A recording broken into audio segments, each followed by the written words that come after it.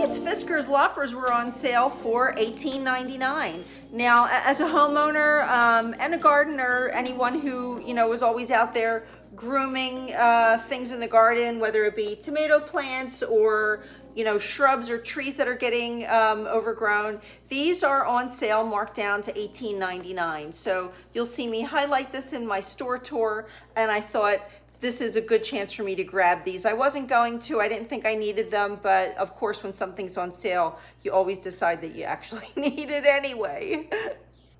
I also got another set of the 3 patio pots that were on sale for $16.99. They were $4.50, I think, more before that, so before today's sale. So I went up to the register since it was less than 30 days ago, and they of course did a price adjustment for me. So, but we have so many of the bare root bulbs in the bags that we have to plant. I figured I'd grab these and have them on hand since they were on sale. So I also had to grab another pack of these gloves that are on sale, $2 off. They're $7.99. But the normal packs of gloves with the grippy palms that have the nice stretchy tops, and they usually have them every year, and I think they're usually $10 a pack. I haven't seen them yet. So because we go through so many gloves for $2 off, you can't beat 10 packs of gloves. We'll see how these guys work out. They don't really have many sizes. I only saw extra large and large on these.